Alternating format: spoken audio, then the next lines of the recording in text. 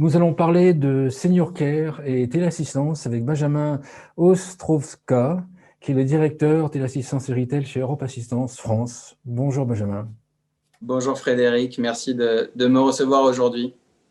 Peut-être vous présenter si vous le souhaitez, puis s'il faut encore le présenter, présenter Europe Assistance et Europe Téléassistance. Avec plaisir. Donc pour ma part, Benjamin Ostrovka, je suis en charge du retail et de l'activité de téléassistance, plus largement du Senior Care au sein d'Europe Assistance France. Alors, Europe Assistance, c'est qui? C'est le pionnier du monde de l'assistance en France, donc fondé dans les années 60 autour de différents métiers. Un métier historique qui est le métier de l'assurance voyage et de l'assistance aux voyageurs. C'est vraiment un cœur de métier pour Europe Assistance. Un second métier autour notamment de l'automobile, pour aller dépanner et assister les voyageurs automobiles. Et puis, un troisième métier qui est autour de l'assistance aux personnes et notamment de la téléassistance. Notre cœur de métier chez Europe Assistance, c'est vraiment d'aider les personnes lorsqu'elles sont en difficulté. Notre devise, en anglais, You live, we care, vous vivez, nous veillons. Notre rôle, notre ADN, c'est vraiment de veiller sur nos clients. Et c'est du coup assez naturellement que Europe Assistance s'est penché et s'est intéressé au marché de la téléassistance. Finalement, la téléassistance, c'est quoi? C'est aider des personnes plutôt vulnérables dans des situations de stress importantes avec le bon niveau de réactivité. C'est finalement le cœur de l'ADN d'Europe Assistance.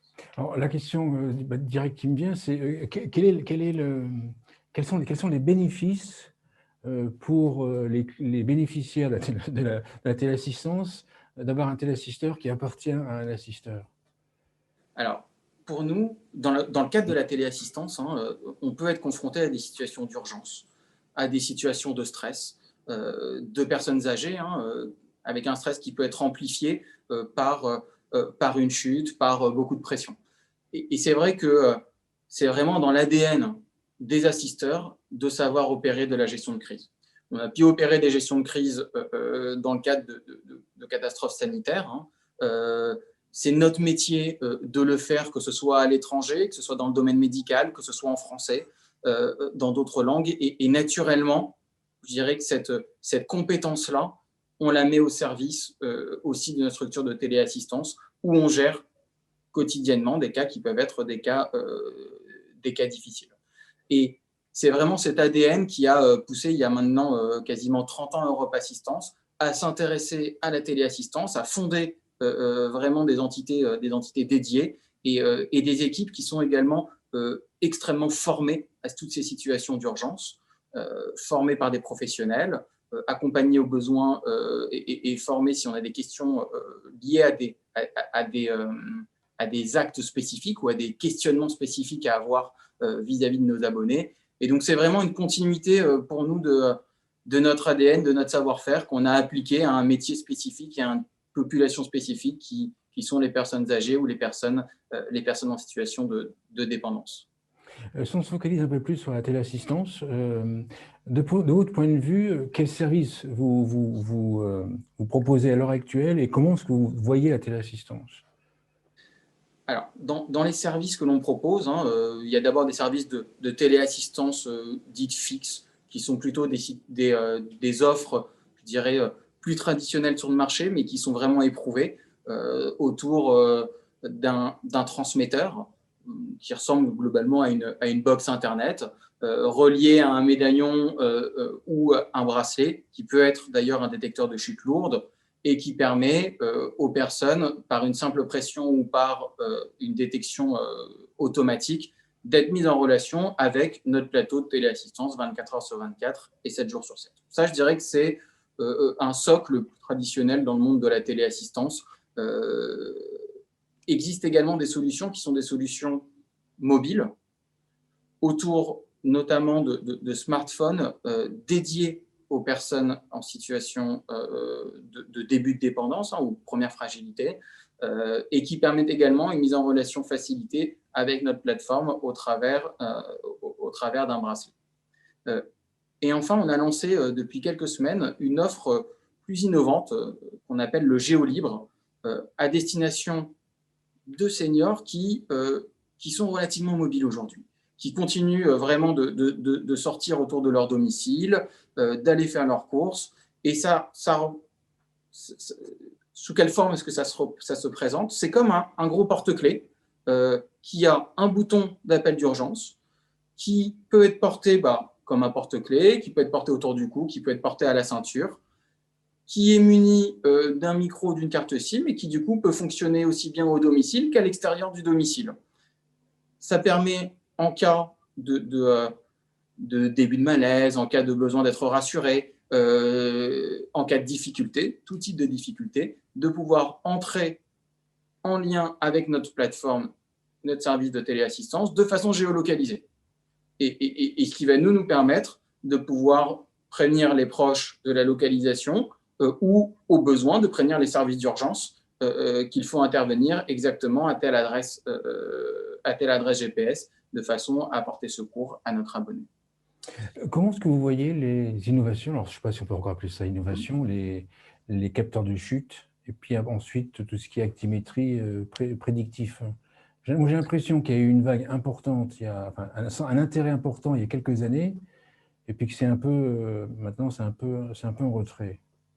Alors, on a également une offre qui intègre des capteurs. Je pense que ce sont des solutions qui sont des solutions d'avenir, qui sont des solutions extrêmement intéressantes parce qu'elles sont peu invasives et au domicile. En revanche, je pense qu'elles sont sorties probablement un petit peu tôt par rapport à l'appétence du marché. Il faut savoir que les premières solutions nécessitaient une installation qui pouvait être un petit peu plus longue, un peu plus complexe, une capacité aussi je dirais technologique de nos abonnés qui pouvait être plus limitée et qui va croître, on le sait, avec le temps, avec des personnes qui vont être de plus en plus à l'aise avec la technologie. Donc je pense que ce sont des solutions intéressantes qui sont venues un peu tôt sur le marché, qui peuvent correspondre à une certaine cible. Je pense notamment à des EHPAD, je pense à des bailleurs sociaux, donc à une cible particulière, mais je pense qu'elle est encore un petit peu en avance de phase pour le grand public. Néanmoins, les innovations, elles vont venir au travers de la technologie, c'est clair. On continue de travailler avec nos différents fournisseurs et clairement, au fur et à mesure, il y aura de plus en plus d'acceptation sur le volet technologique. Mais elles vont venir aussi demain d'autres champs, pourquoi pas de champs serviciels, du fait de pouvoir davantage intégrer la téléassistance dans l'environnement du domicile et pouvoir interagir avec les autres parties prenantes qui accompagnent nos seniors dans le mieux vieillir à domicile. Étant donné que vous appartenez à un assisteur, la question que j'ai, c'est dans les prochaines années, dans les 10 prochaines années, comment est-ce que vous voyez la téléassistance? Vous le voyez comme, on va dire, un service périphérique, un service périphérique, on va dire, sous-traitant d'alerte d'un monde organisé de maintien à domicile, ou est-ce que vous le voyez comme un maillon central à partir duquel, en fait, vont partir des autres services ou alors une autre organisation? Comment est-ce que vous voyez l'avenir sur ce point-là? Alors, peut-être plusieurs éléments. D'abord, on sait que la part des personnes de plus de 75 ans dans la population française d'ici 2040 va doubler. Donc, clairement, le besoin va aller croissant. Ensuite, sur la place de la téléassistance dans l'environnement, d'abord, la téléassistance, elle est aujourd'hui, en tout cas, installée en France au domicile de 600 000 personnes. Donc, il y a déjà une base installée importante et j'espère que demain, cette base va croître parce que la téléassistance, tout simplement, ça sauve des vies. Après, dans la relation avec les autres intervenants au domicile, les autres parties prenantes, elle va devoir s'y insérer. Alors, est-ce qu'elle sera périphérique? Non, à partir du moment où on a un dispositif qui sauve des vies et qui permet une interaction régulière avec les personnes âgées, périphérique, non. Mais en revanche, la téléassistance va devoir être demain mieux intégrée dans l'environnement du domicile et probablement pouvoir demain mieux échanger, mieux participer à l'ensemble des de l'organisation de la vie au domicile des personnes âgées. Donc, c'est un dispositif qui est un dispositif cœur en cas d'urgence, pas que en cas d'urgence, parce qu'elle permet également d'apporter une convivialité à des personnes isolées. Et on sait que ces derniers mois, malheureusement, ont montré une forme d'isolement très importante de certains de nos clients dans le cadre de la crise sanitaire. Donc, c'est pour moi un élément qui est un élément central, dont j'espère que d'ailleurs les pouvoirs publics pourront prendre la mesure dans les différentes législations, lois et orientations à venir. Et puis, c'est un élément, en tout cas, qui devra mieux interagir avec les autres intervenants au domicile ou intervenants technologiques. Je vous pose la question parce que moi, ma réflexion, c'est la suivante. C'est, on va prendre une ville comme Nantes, par exemple. D'ici 2030, à peu près, mais c'est la louche à plus ou moins 2, il va manquer à peu près entre 15 et 17 EHPAD. Ça, en fait, il va y avoir 2000 personnes lourdement dépendantes qui ne trouveront pas de place parce qu'en fait, construire un EHPAD, c'est seulement 5 ans, 6 ans, 7 ans, enfin bref, on est un peu en retard. Et on va avoir, sur une ville comme Nantes, il va y avoir 10 000 personnes de plus fragilisées. Et donc, voilà. Et pour faire face, à mon avis, à cette vague-là, moi, je vois le téléassisteur comme central, parce qu'en fait, vous avez un plateau qui permet d'appeler beaucoup de personnes. Vous êtes habitué à appeler beaucoup de personnes, à recevoir beaucoup d'appels. Moi, je le vois comme pour faire baisser cette vague, cette vague qui arrive au grand âge. Je vois le plateau central qui coordonne plus ou moins l'ensemble des services autour.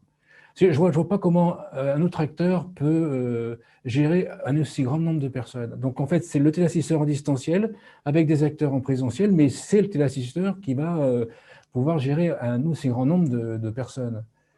Il est clair que la téléassistance est centrale et cœur dans ce domaine-là. Vous parliez de volume d'appels.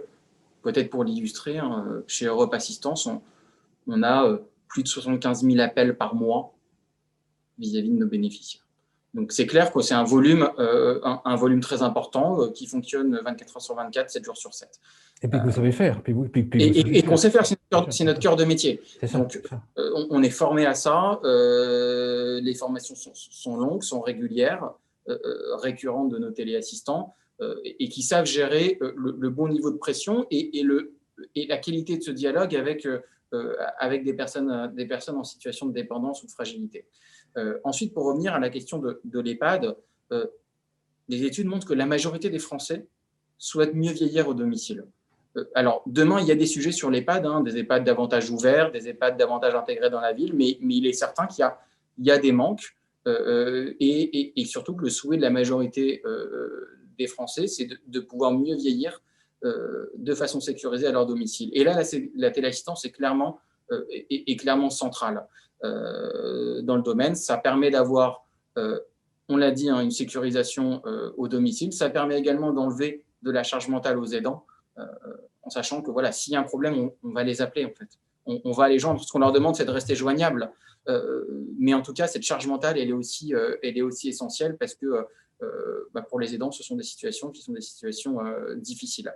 Après, pour la coordination d'autres intervenants, oui, la téléassistance a clairement son rôle à jouer, de par sa centralité au domicile, de par la capacité à pouvoir générer beaucoup d'appels, de par la possibilité de pouvoir, d'avoir de l'information en tout cas sur le niveau de sollicitation, de pouvoir capter des signaux faibles, des personnes qui nous appellent à un moment beaucoup plus qu'elles nous appelaient auparavant.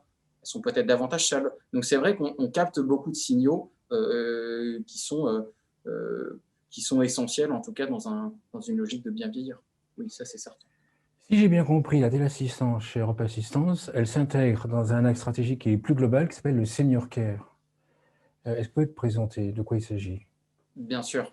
Nous, notre conviction chez Europe Assistance, c'est que c'est notre rôle, en tout cas, d'investiguer ce champ-là qu'on appelle le Senior Care et qui est un de nos axes stratégiques majeurs au sein d'Europe Assistance, pas uniquement dans l'activité de téléassistance.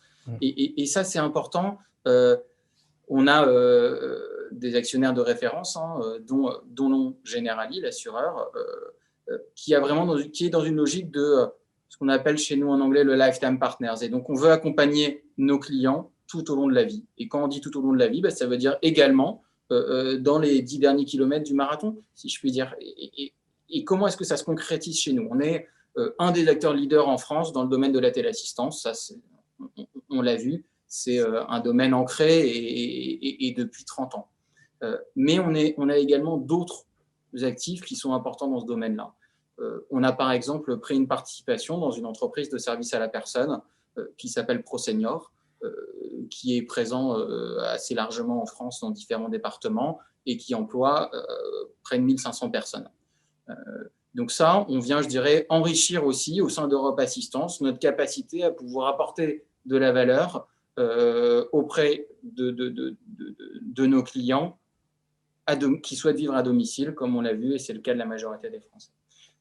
On a également d'autres actifs. On opère un service, par exemple, de téléconsultation médicale, alors pas spécifiquement au bénéfice de personnes âgées, mais y compris, bien entendu, pour des personnes âgées, qui est là aussi un service qui peut être très utile lorsqu'on hésite, par exemple, à aller aux urgences ou pas, lorsqu'on a une question sur une prise de médicaments, lorsque notre médecin traitant, tout simplement, n'est pas joignable et qu'on a besoin d'avoir un avis le soir un peu tard.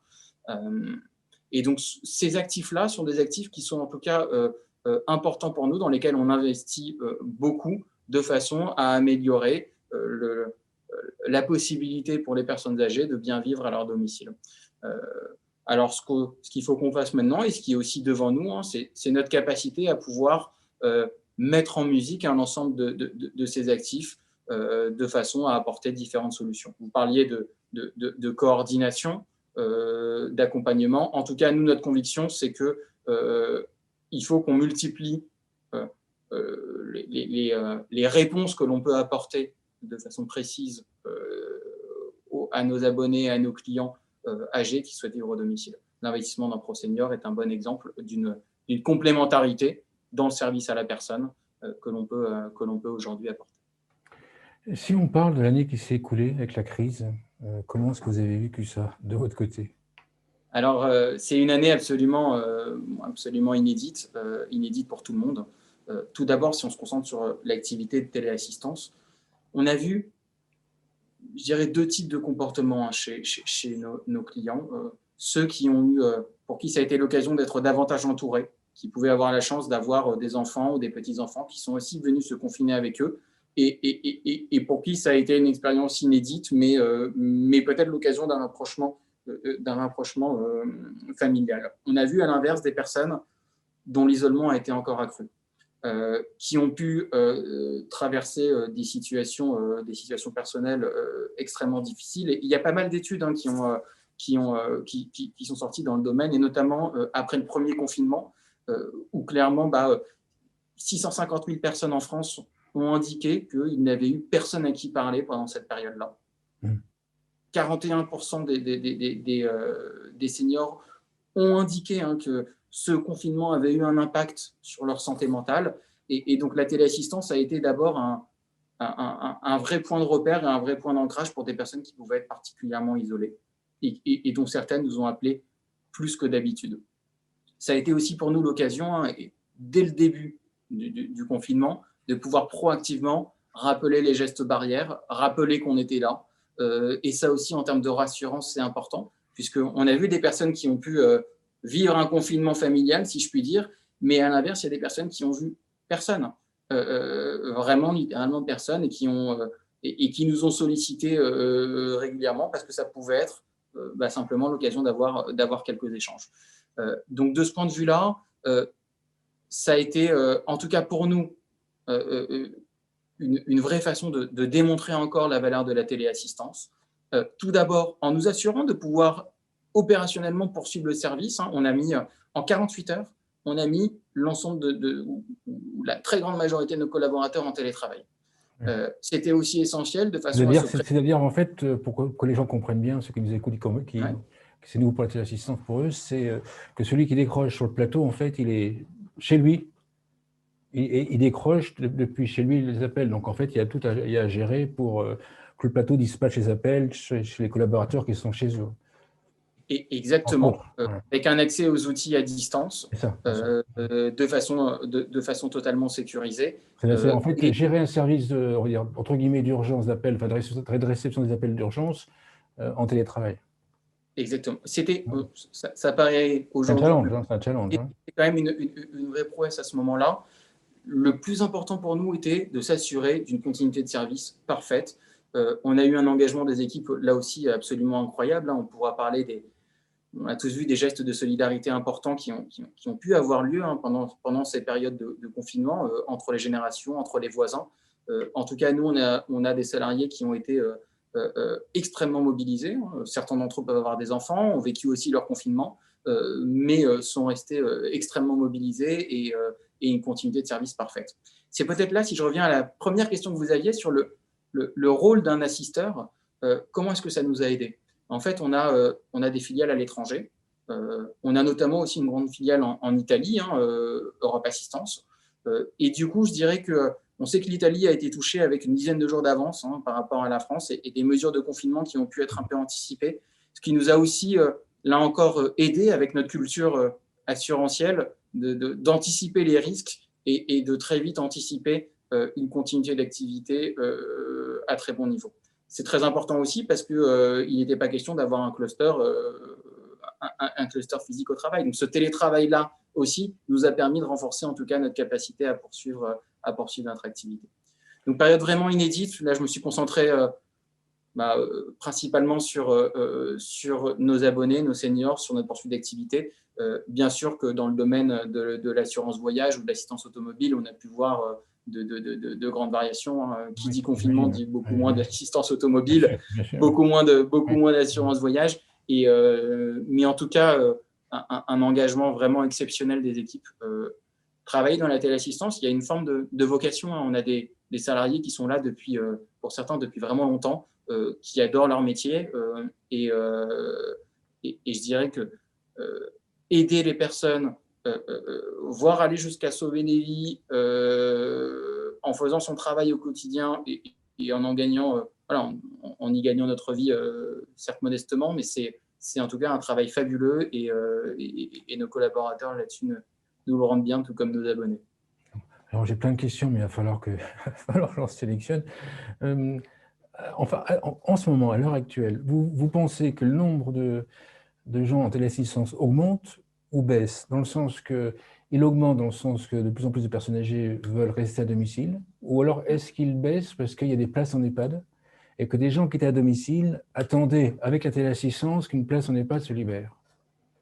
Comment est-ce que vous voyez le truc? C'est une très bonne question. D'abord, je pense que le nombre de personnes qui sont équipées en téléassistance en France aujourd'hui est relativement stable. On parle de légère croissance, mais il est très en deçà, par exemple, du nombre de personnes téléassistées au Royaume-Uni. Bien sûr. Alors qu'on a une population relativement équivalente, un nombre de seniors relativement équivalent, et chez eux, un nombre de personnes téléassistées qui est pas loin du triple de celui que l'on a. Ensuite, pour répondre à votre question par rapport aux EHPAD, ce qu'on a pu observer, c'est durant l'année 2020, et notamment donc, la deuxième moitié, des personnes qui voulaient encore moins aller en EHPAD et des EHPAD qui disaient on ne prend pas de nouveaux pensionnaires parce qu'on gère déjà l'épidémie en interne et la façon dont on peut au mieux gérer la vie de nos pensionnaires. Probablement un léger effet de rattrapage au premier trimestre, puisque il y a des moments où des personnes ont un état de dépendance qui ne leur permettent plus difficilement de rester à domicile et qui peuvent faire le choix d'aller en EHPAD. Et donc, je dirais qu'on a pu avoir un effet de rattrapage au premier trimestre de personnes qui auraient été en EHPAD en 2020 et qui ont différé du coup de quelques mois leur entrée en EHPAD. Aujourd'hui, pour moi, ça y est, on est revenu sur un rythme plus standard, plus conforme à ce qu'on opérait avant. Et donc, je pense qu'on aura de plus en plus de personnes qui vont être équipées en téléassistance parce que y a toutes les personnes en situation de dépendance ou de début de dépendance qui vivent à domicile sont très loin d'être équipées. Et ça, je trouve que c'est dommage parce que, je le répète, la téléassistance, ça sauve des vies. Autre question, quelles sont vos attentes en termes pour les fournisseurs, pour vos fournisseurs, ceux qui vont vous proposer leurs solutions technologiques ou servicielles?